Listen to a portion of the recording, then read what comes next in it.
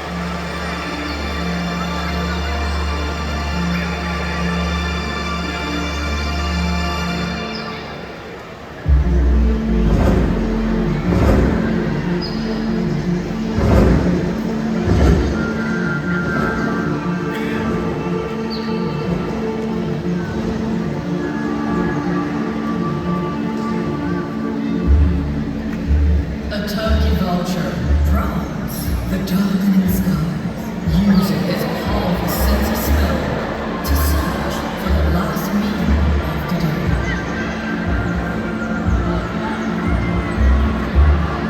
Ladies and gentlemen, please be seated. Please be seated.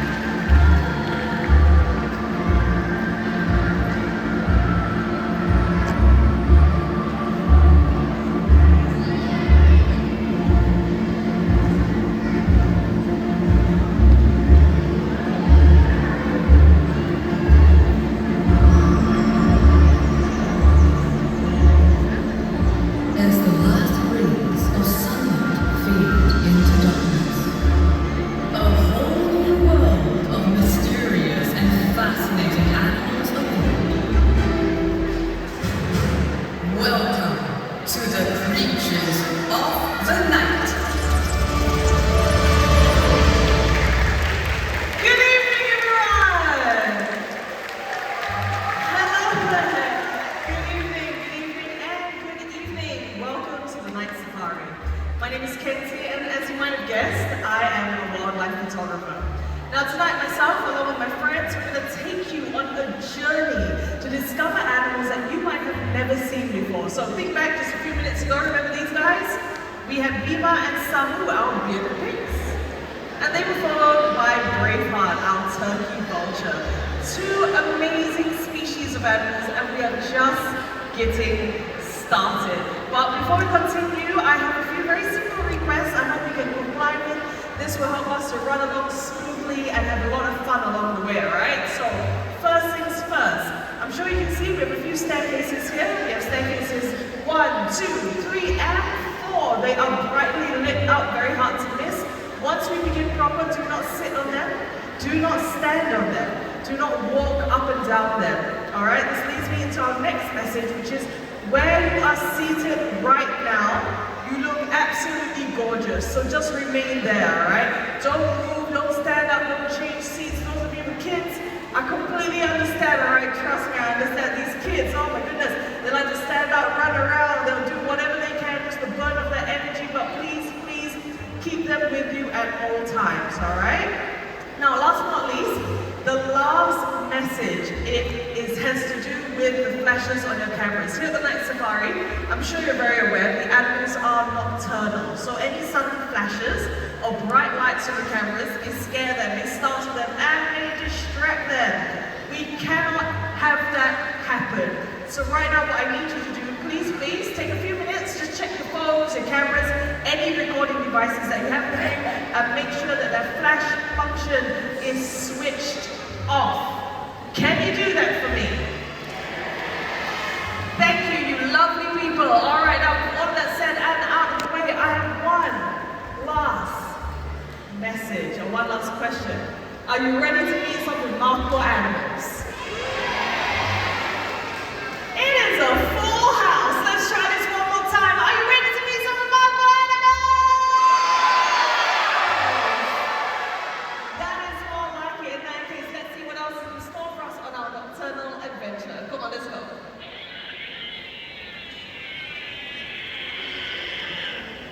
You heard that, right? Now, you know, that sounds fairly familiar. It sounds like someone I thought it was you, Nanya. Everyone, this is Nanya. Looks a little bit like a cross between a bear and a cat, right? But this is a binturong. Now, what I want you to focus on is that really long tail. This tail is almost as long as his entire body. It is called a prehensile tail, and it acts as a fifth limb. What that means is he can grip with it, he can hang down from it, and he can reach for tasty treats, just like what I have right here. Very nicely done. Nicely done, nicely done. Fantastic adaptation, am I right? Now, binturongs, they can be found all over South and Southeast Asia, but their numbers are declining. Deforestation is taking over their homes. So we need to remember, no tall, healthy, beautiful trees, no binturongs. And that begs the question, you know, why is this so important? Well, let me tell you, these animals, they eat a lot of fruit, which means they get rid of a lot of seeds and they disperse it. This helps the forest to grow. So let's not lose one of Asia's most beautiful animals. All right, now, remember that prehensile tail, right? That was pretty cool. Why not we watch that one more time? I want to elaborate a little bit more about why this is such a fantastic adaptation, all right? So watch this video. Now this tail, look at that prehensile, fantastic. Now this tail is incredibly strong. It is able to withstand the entire body weight, which in Nanya's case is about 15 kilograms. Can you imagine the amount of power just in that tail alone, the amount of muscle? What an amazing, amazing trait. All right, now, if you want to see more binturongs, do not fret. This is not the only place where you can see them, all right? Straight after this, why not go and hop on over to the Night Safari's leopard trail, and you might be able to spot a few, but keep your eyes wide open, all right? They're pretty hard to spot in the dark. Now, we are going to continue our adventure, and we're going to take it to the skies. What's that? Owl? You know what? I think you're right. That does sound like the familiar call of an owl.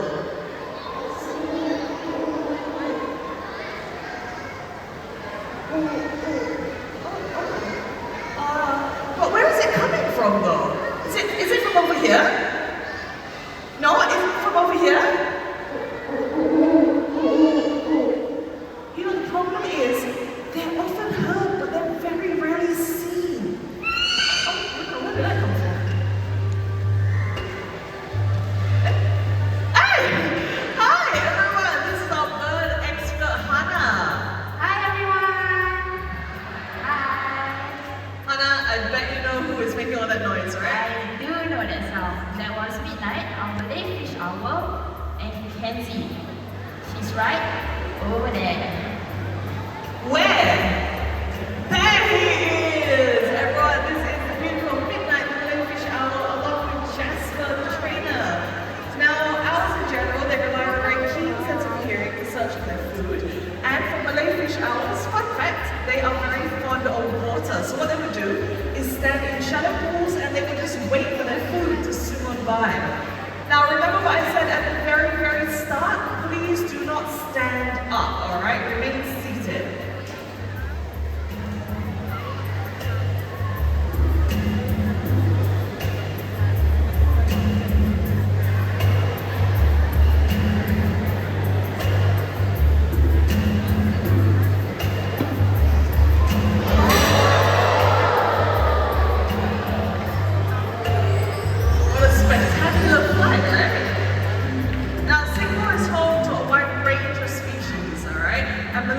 owls are one of them. In fact, Malayfish owls are one of the most common species of owls, which can be found right here in Singapore.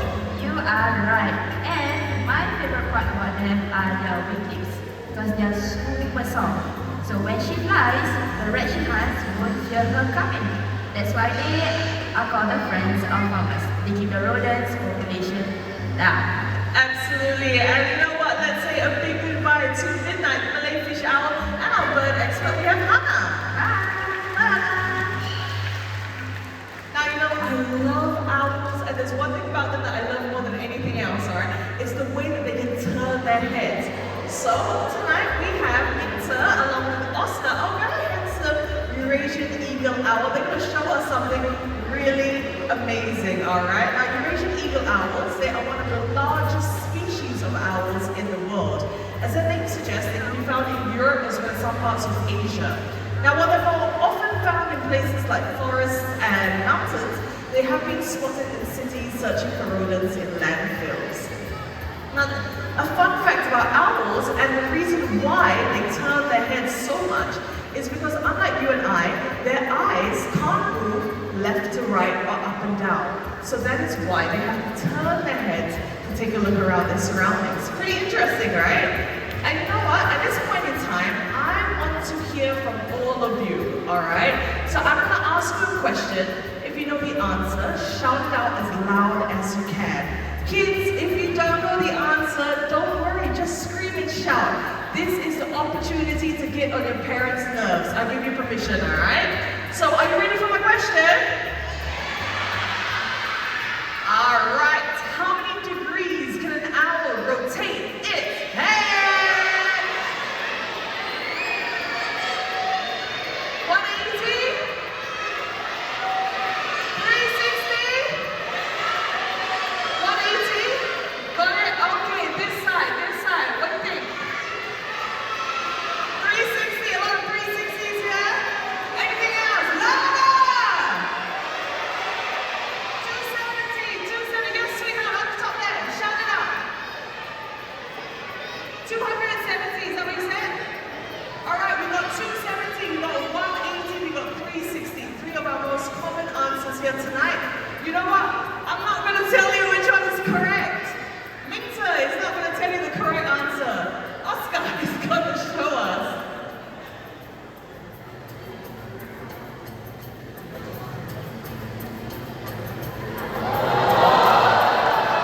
Did you see that? Did you count? Alright, you know what? That might have been a bit quick. Let's try that one more time.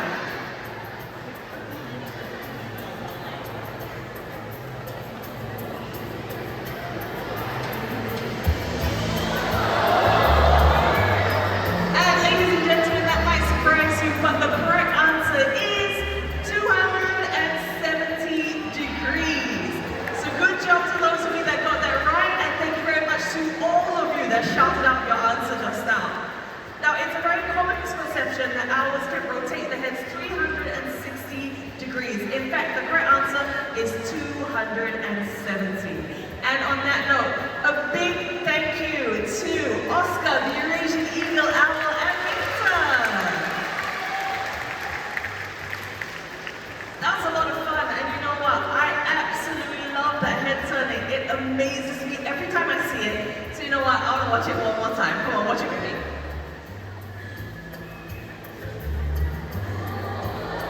Right? It's so cool, right? A bit creepy, but really, really cool as well. Now, from Asia, we're going to head on over to, you know what? Let's stay here in Asia. My next friend, you know what? I like this vibe. I like asking you guys questions. So, I got another one. I'm not going to tell you what this next animal is. Instead, I'll give you 3 clues. You know the answer one more time. Shout it out as loud as you can, alright?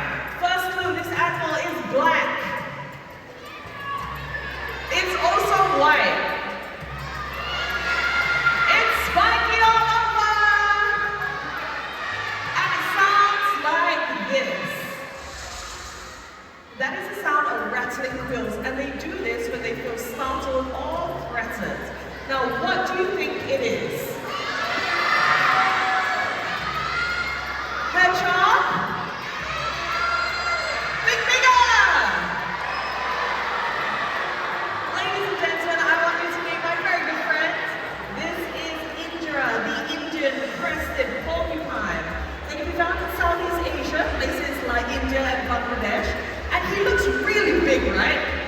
watch this. Right? Now that, ladies and gentlemen, is called collapsible quills. Why do they have this? Well, they might, oh, sorry, sweetheart, over here.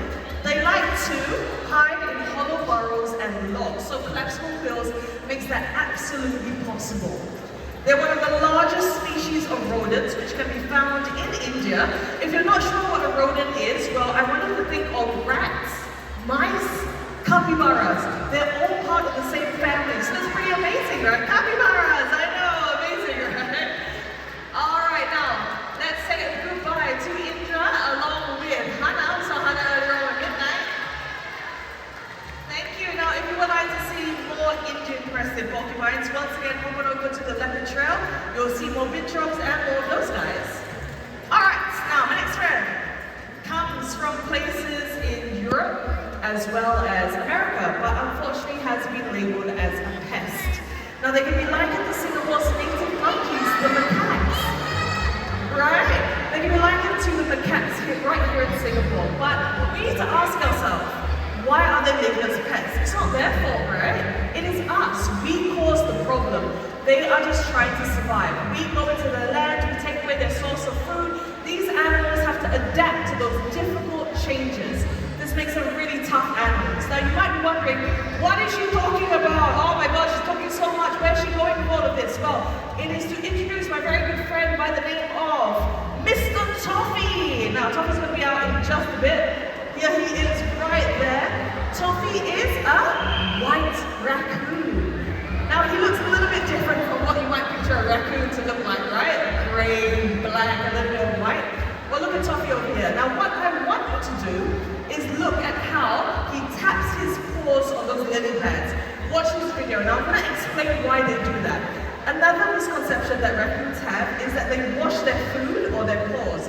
Not true. Instead, what they do, their paws are really sensitive, so they will place their paws into a lake or stream, which makes it more sensitive. This helps them figure out what it is that they're holding on to. Hello, sweetheart! Alright, now, labeled as a pest, right? But why? Why is that so? Well, let me tell you, they go into people's homes, right? They open up doors, they make a mess looking for food. Yeah, so sweet, right? But how do they do that? Well, take a look. They have a rather handy adaptation, dexterous paws. Now what is dexterous paws? Well, dexterous paws means they're able to grip and twist things, just like the lid of this container and the lid of this container right over here. So we're going to see Toffee do his stuff. Now Toffee over here is a raccoon, right? I know, fantastic, right? Fantastic. They are versatile hunters. They are able to jump, they're able to swim, they're able to climb, they're able to run and walk as well. Not only that, they are omnivores. So what that means is, Toffee,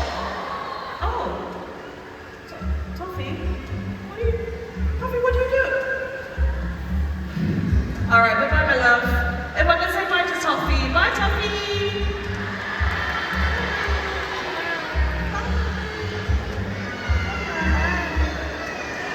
Now, you know what? You are not gonna believe this. He took a selfie. No, he took 2 selfies. Do you want to see? Yeah, take a look.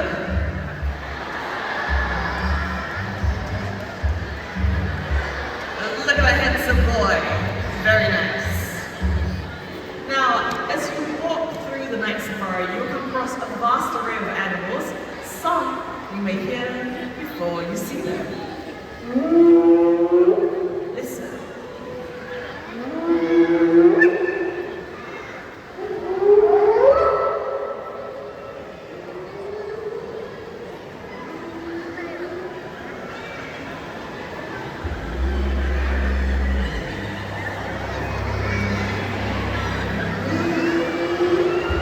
Those were the calls of the spotted hyena, used to communicate with other members of the clan.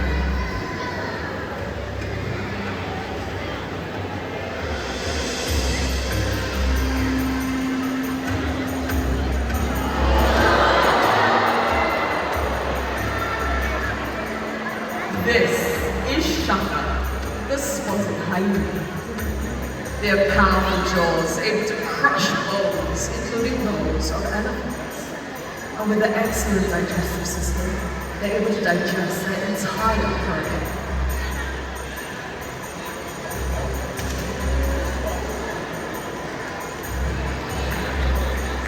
Spotted hyenas face one single threat.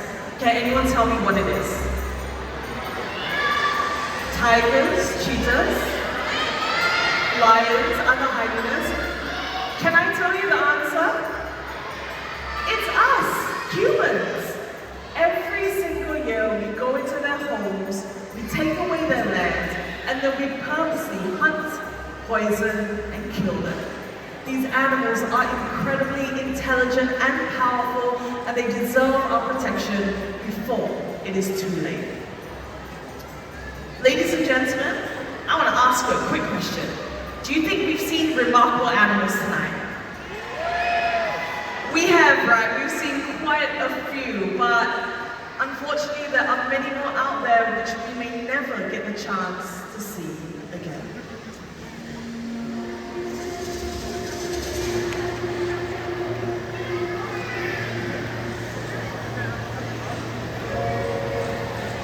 The animals you met tonight and countless others share this planet with us. They take what they need and live in harmony with nature. We humans must learn to do the same. We all have only one home, Earth. And it is our job to protect it.